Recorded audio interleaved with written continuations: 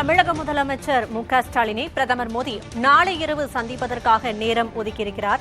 முன்னதாக மதியம் 12:30 மணி அளவில் சந்திப்பதாக நேரம் ஒதுக்கப்பட்ட நிலையில் தற்போது நாளை இரவு 10:30 மணிக்கு பிரதமர் மோடியை முதலமைச்சர் மு.க.ஸ்டாலின் சந்திப்பதற்காக நேரம் ஒதுக்கப்பட்டிருக்கிறது.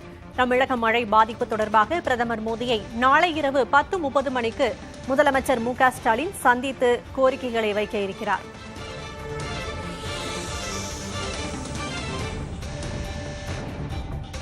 தென் மாவட்டங்களில் அதிக கனமழை பெய்யும் நிலையில் மழை குறித்த பாதிப்பு தொடர்பாக பிரதமர் மோடியை சந்திப்பதற்காக முதலமைச்சர் மு.க.ஸ்டாலின் நேரம் கேட்ட நிலையில் நாளை மதியம் நேரம் ஒதுக்கப்பட்டது. இந்நிலையில் தற்போது நாளை இரவு 10:30 மணிக்கு அந்த நேரம் மாற்றப்பட்டிருக்கிறது. பிரதமர் மோடியை தமிழக முதலமைச்சர் மு.க.ஸ்டாலின் நாளை இரவு 10:30 மணிக்கு டெல்லியில் சந்தித்து தமிழக மழை பாதிப்பு தொடர்பாக கோரிக்கைகளை வைக்க இருக்கிறார். அண்மை செய்தியாக பார்க்கிறோம்.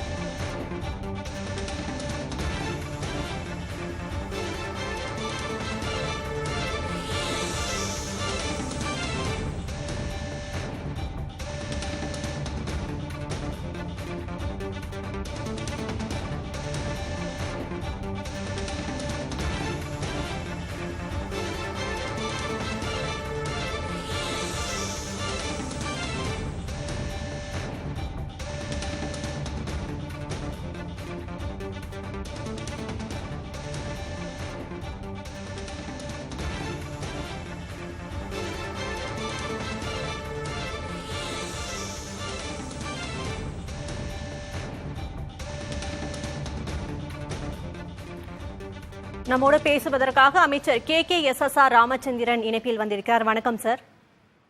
வணக்கம்மா. தென் மாவட்டங்களை எதிர்பார்க்காத அளவை தாண்டி அதிக கனமழை பொழிந்து கொண்டிருக்கிறது. இதுவரை என்னென்ன மீட்பு பணிகள் நடைபெற்றுக் கொண்டிருக்கிறது? நிவாரணப் பணிகள் எப்போது தொடங்கப்படும் சார்?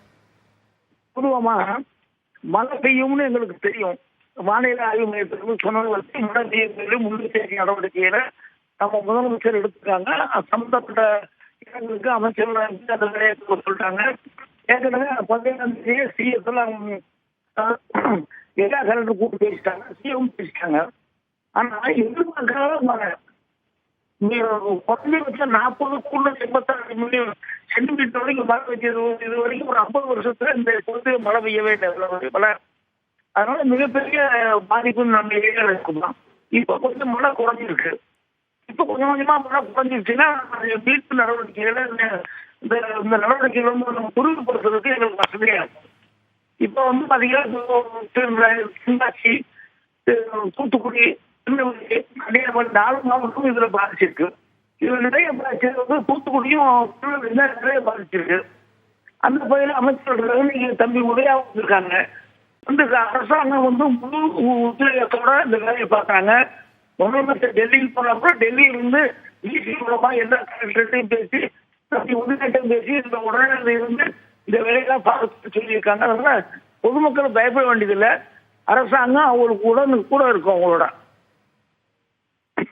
மழை வெள்ளத்தால் மாவட்டமே தண்ணீரால் சூழ்ந்திருப்பதை காண முடிகிறது. நிவாரண முகாம்கள் எத்தனை அமைக்கப்பட்டிருக்கிறது? பாதிக்கப்பட்ட மக்களுக்கு உணவு, பால், அத்தியாவசிய பொருட்கள் எல்லாம் கிடைக்கப்பெறுகிறதா சார்?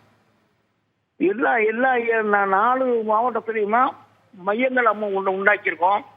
எந்த விதமான சாப்பாட்டுக்கு குறைவு இல்லாம அவங்களுக்கு படுக்கிறதுக்கு பெட்ஷீட்ல இருந்து பாயில் இருந்து கொடுத்துட்றோம். குழந்தைகளுக்கு பால் கொடுத்துட்றோம். அவங்க கையில வச்சுக்கிறதுக்கு பால் பவுடரும் கொடுத்துட்றோம். எல்லா விதமான வசதியை அவங்க பண்ணி கொடுத்து வச்சிருக்கோம்.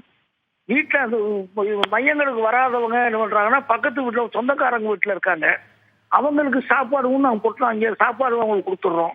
அதனால ஏறத்தாலும் இது வரைக்கும் பாத்தீங்கன்னா எல்லாம் அந்த 4 மாவட்டம் சேர்ந்து ஒரு 3 லட்சம் பேர் வரைக்கும் நம்ம சாப்பாடு பொருட்கள் கொடுத்துருப்போம்.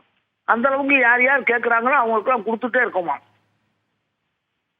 தற்போது நீங்க எந்த பகுதிக்கு பொறுப்பு அமைச்சரா நியமிக்கப்பட்டிருக்கீங்க? அந்த பகுதியில நிலவரம் என்ன? மின்சாரம்லாம் வழங்கப்பட்டிருக்கா? நான் பொறுப்பு இப்ப தென்காசிக்குமா. இங்க மின்சாரம் ஒன்றும் பிரச்சனை இல்லைம்மா. இங்க மின்சாரம் பிரச்சனை இல்லாம இருக்குமா. மின்சாரம் எங்க எந்த விதமான தடை இல்லை. இங்க அங்குள்ள மக்களின் பாதிப்பு நிலவரம் என்ன? அங்குள்ள மக்கள் என்னென்ன கோரிக்கைகளை வைக்கிறாங்க சார்? அவங்க எல்லாருமே இந்த வேலைக்கு போகாம இருக்கிறது ஒண்ணுமா. விவசாய நிலங்கள் நிறைய பாதிச்சிருக்குமா. இங்க விவசாய நிலங்கள் நிறைய பாதிச்சிருக்கு.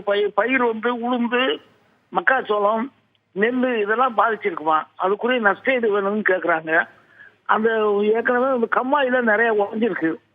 உடஞ்சி எல்லா இடத்துல தண்ணி நிற்குது. அதெல்லாம் தண்ணியை அப்புறப்படுத்தி இந்த கம்மாயெல்லாம் சரி பண்ணி கொடுக்கணுங்கிறது தான் அவங்களோட மக்களுடைய கோரிக்கையா இருக்குதுமா.